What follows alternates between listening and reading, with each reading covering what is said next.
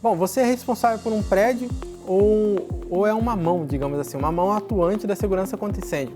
Agora, como se fundamentar para gerar melhores resultados?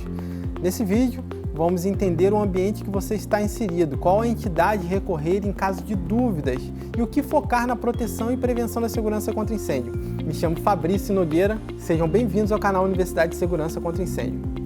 Cuidado, tá? Nesse vídeo falarei pontos que não são ensinados em sala de aula e para você garantir uma melhor e maior compreensão de seus gerentes e até mesmo uma entrevista de trabalho da segurança contra incêndio, tá? É necessário que você entenda bem o conteúdo desse vídeo antes de falar qualquer coisa. Mas antes, gostaria que você deixasse um like nesse vídeo. Se ainda não é inscrito, se inscreva. Mais importante, para saber dos novos vídeos, acione lá o sininho para receber todos os vídeos que eu postar aqui. Vamos lá. Para iniciar, deixa eu te explicar um ponto muito fundamental. Eu falo sempre da segurança contra incêndio e percebo que poucos sabem o que se trata. Bom, a segurança contra incêndio foi reconhecida há pouco, apenas em 2017, pelo CNPq como uma área de conhecimento. Apesar de muitas pesquisas na área, você consegue perceber ainda um vazio quando se fala em segurança contra incêndio. Mas há um ponto importantíssimo, é que você perceba que internacionalmente a segurança contra incêndio é reconhecida como ciência há muito tempo. Conseguimos muita base muito bem fundamentada na Europa, Estados Unidos e Japão. Mas por que estou te explicando isso tudo? Bem, eu gostaria que você percebesse que há uma tendência internacional em exigir que todos os materiais, componentes, sistemas construtivos, equipamentos e utensílios usados nas edificações sejam analisados e testados do ponto de vista de segurança contra incêndio. Para alcançar um desempenho cada vez maior, técnicos desenvolvem novas soluções em todas essas áreas. Além desta tendência, há um outro ponto de base que devemos seguir. Bom, a sociedade percebe o que vamos chamar de grandes incêndios e teme que ao entrar em estabelecimentos possa não estar segura e aí começa o ciclo. Bom, a sociedade percebe a insegurança, exige das autoridades uma resposta a nível de normas e leis. Já nesse momento temos três grandes personagens. O primeiro é a sociedade, que se sente insegura. O segundo você pode colocar duas forças, o parlamento e o executivo. A Câmara ela vai debater respostas e o executivo vai sancionar leis propostas. Mas eu quero chamar a atenção para você do seguinte, são os especialistas de segurança contra incêndio que vão dar as respostas técnicas. Bem, somos nós que nesse momento onde a sociedade exige das suas autoridades essas respostas, que teremos a capacidade de responder tecnicamente.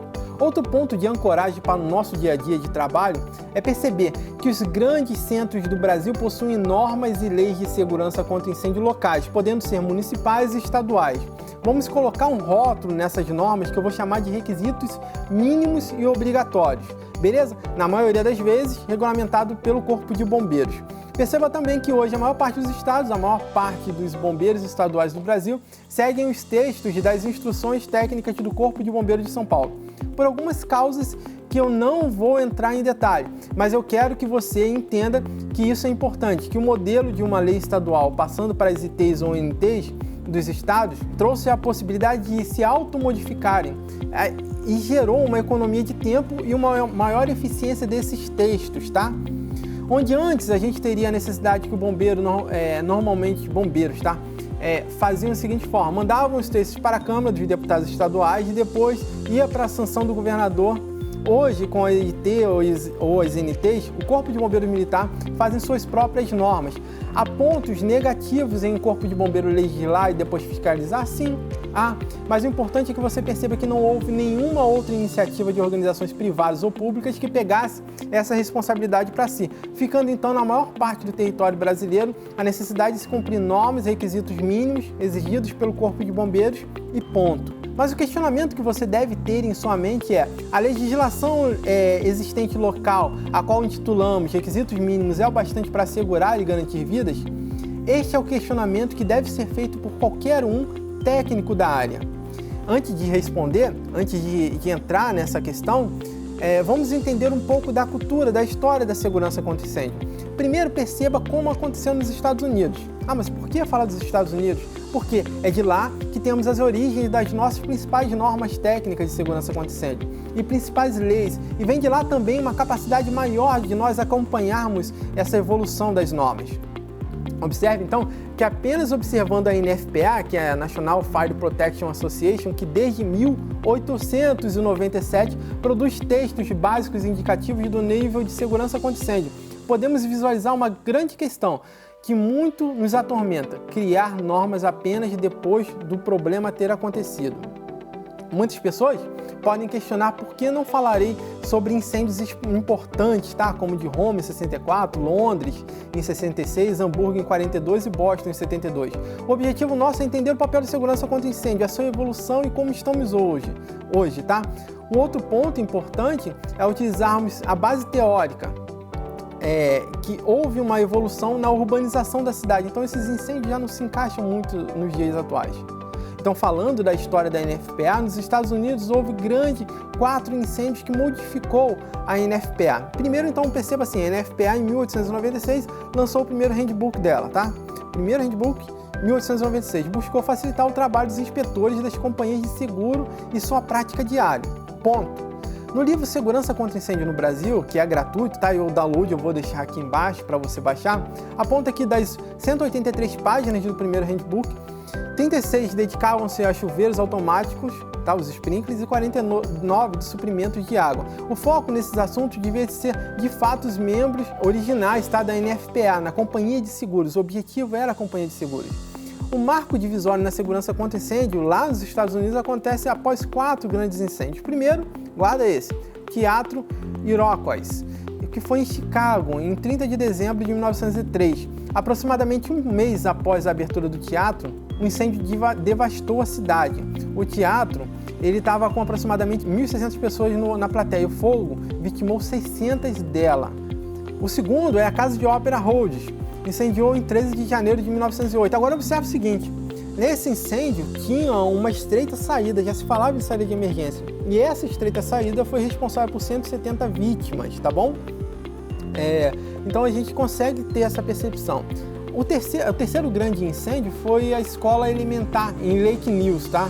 Lakeview. O incêndio aconteceu em 4 de março de 1908, vitimando 172 crianças. E isso conseguiu provocar na sociedade uma grande indignação mesmo. 172 crianças que estavam estudando morreram.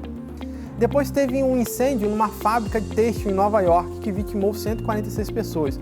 A maior parte dessas vítimas eram feitas por mulheres com menos de 18 anos. Esse foi o ponto crucial para que a NFPA comece a traçar 4 edições técnicas voltadas para a proteção da segurança contra incêndio, deixando mais o foco das seguradoras e voltando para a segurança mesmo das edificações. Perceba então que para entender melhor a segurança contra incêndio é bom que em nossa cabeça se encaixe pelo menos 5 modalidades de abordagem desse tema. Então a primeira é prevenção de incêndio, depois nós temos a proteção contra incêndio, terceiro, combate a incêndio, quarto, os meios de escape e o quinto é o gerenciamento desses equipamentos.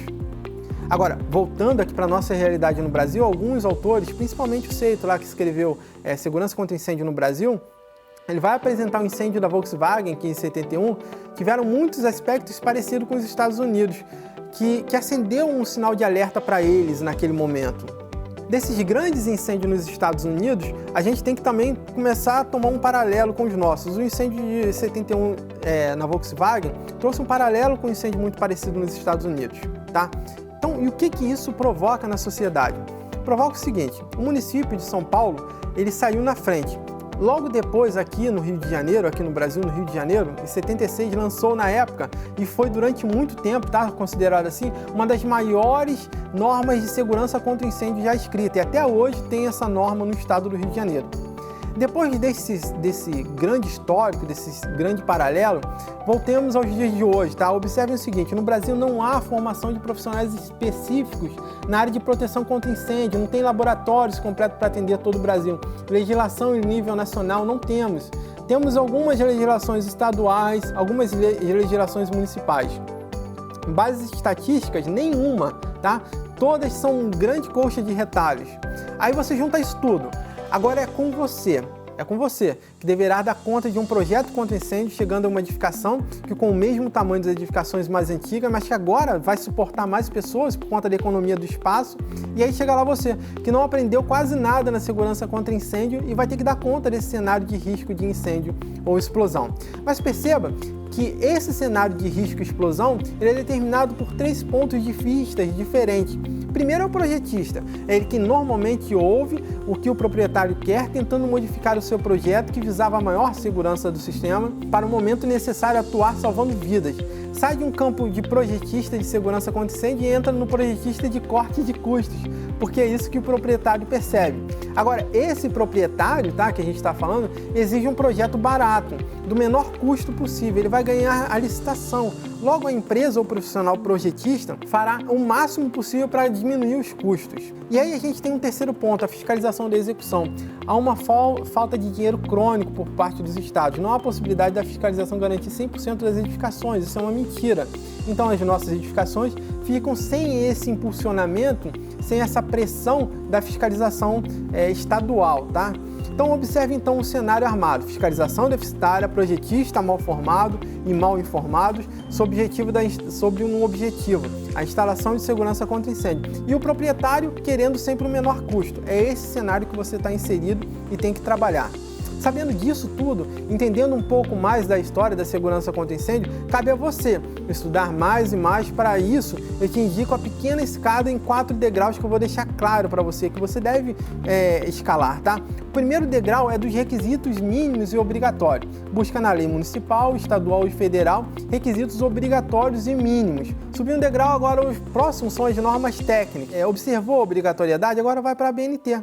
A ABNT ela se torna obrigatório pela NR23 e pelo Código de Defesa do Consumidor. Então, olha a ABNT, é o segundo degrau. Terceiro degrau, observe as ITs. As ITs de São Paulo, mesmo se você não mora em São Paulo, observe as ITs de São Paulo, ela te dá uma grande base. O terceiro degrau também é constituído pela NFPA. Os guias da NFPA são muito aplicáveis aos nossos estados, às nossas condições, mesmo não sendo obrigatório, são uma base muito forte para a gente acompanhar o que está acontecendo fora do país. O quarto e último degrau é 2 plataformas importantes, o Google Escolar e o periódico CAPES. Pare, busque os textos científicos, leia a introdução, se é aquilo que você busca, você estuda, tá bom? É isso. Dicas que pouquíssimas escolas passam e se passam não deixam claro a ordem. 4 degrauzinhos básicos e rápidos. Bom, nesse vídeo então eu apresentei um modo de você perceber o quanto a legislação americana teve que aprender com os grandes incêndios para se tornar o que é hoje. Falei um pouco da legislação brasileira, a importância de se perceber como requisitos mínimos para garantir melhores resultados, seja em um relatório, seja em uma reunião para apontamentos técnicos. Falei também do terceiro degrau, a percepção da legislação de São Paulo, a percepção da NFPA e a aplicação dessas leis. Falei também do Google Escolar e do periódico CAPES, para você conseguir se aprofundar mais, se comunicar melhor e entender a tendência que está acontecendo naquele determinado assunto que você está estudando. Tá bom? São as dicas que eu deixo para hoje. Um grande abraço e lembre-se, vidas sempre vêm em primeiro lugar. Um grande abraço, até mais!